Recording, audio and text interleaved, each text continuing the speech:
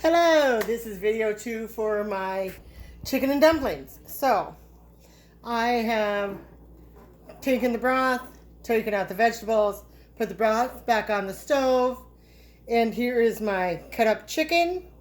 And what I'm going to do now is just go ahead and put it in my pot in the stove and let it heat up a little bit. And I also have a can of chicken soup. I'm kind of combining two recipes here because I didn't like the way the dumplings looked on the first time I did it because it was missing something and I knew it was missing something, and so I went ahead and just said, you know what, I'm going to find another recipe, and that is exactly what I did. So I'm letting this heat up because it needs to be hot when you do the dumplings. I am going to put in the can of cream of chicken soup, and I just got the generic kind.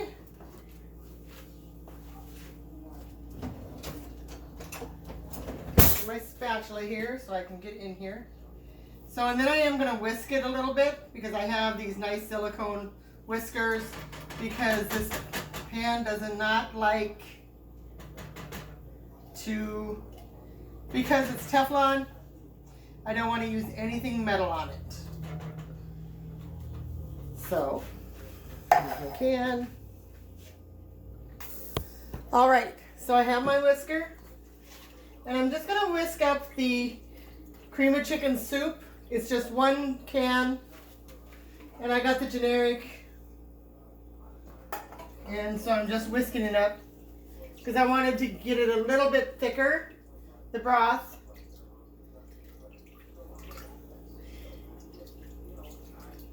All right, so this is just heating up. And while this is heating up, we will go ahead and make the dumplings. All right, I've melted some butter. That's gonna go in my flour. All right, let's move you guys over again.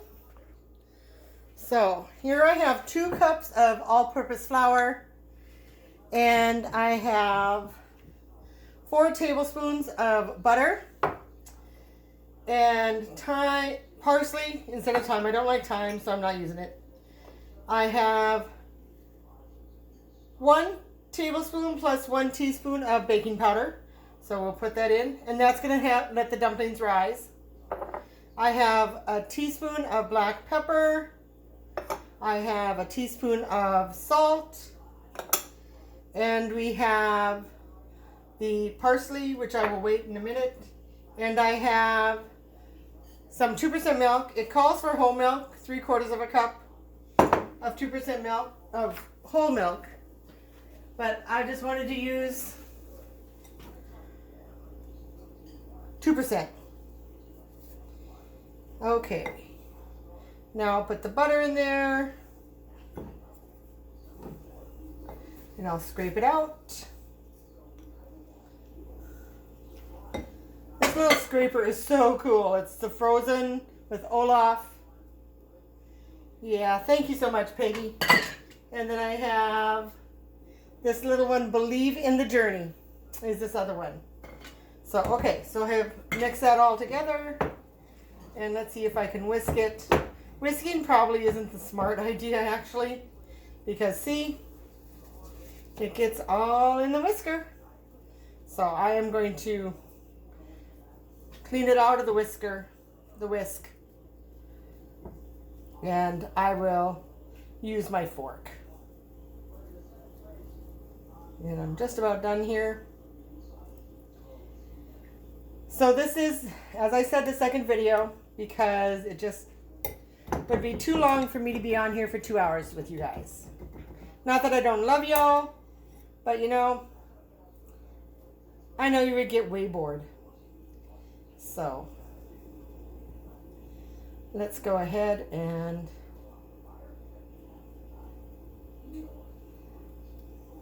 finish this up. So now that I have everything in there, you're going to want to whisk together. Holy hell, what the hell? Okay, I hear you.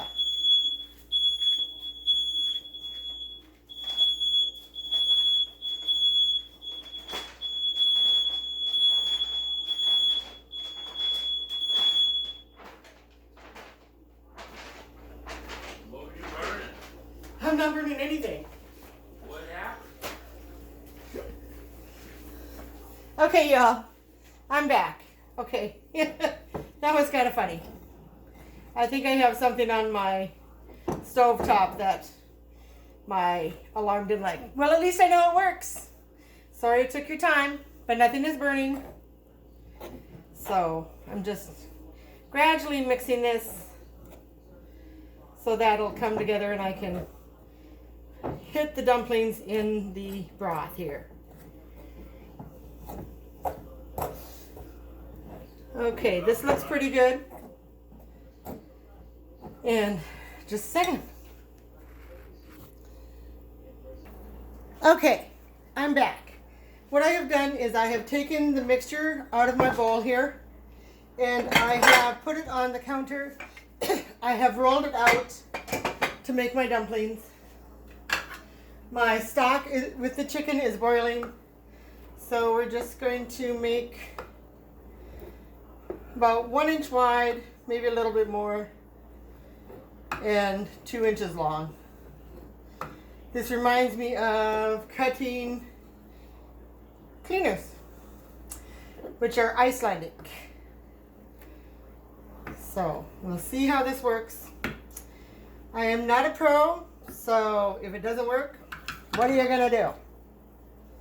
All right, so I'm gonna start dumping them in. I've made a lot, so I may have to freeze some.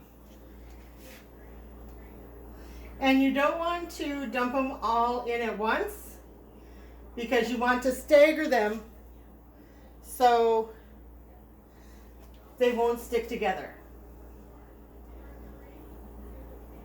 And I'm going to cook them for about 15 minutes. So, and they're already starting to come to the top, which is wonderful. Okay. I know my mother used to make chicken and dumplings and she used to make the round ones, but then again my mother was an excellent cook and I got part of that gene, but not all of it. So you know what, I think I will be able to get them all in here, because once I get done I will stir it. All right, I'm just about done with the little rectangles, and I will show you what it looks like when I have them in here.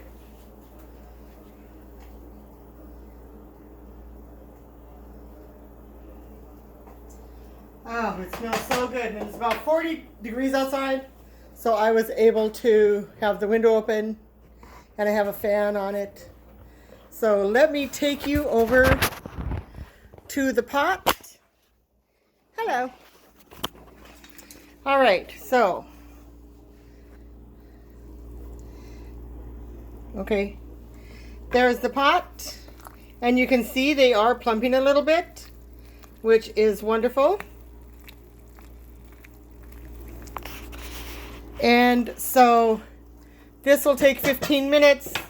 And then it'll be ready to go. I do have company coming over tonight, so I hope she enjoys it. And God bless you. And thank you for joining me for Reggie's cooking time. I know it was kind of wicked today, but have a good day, and I will see you guys on Monday.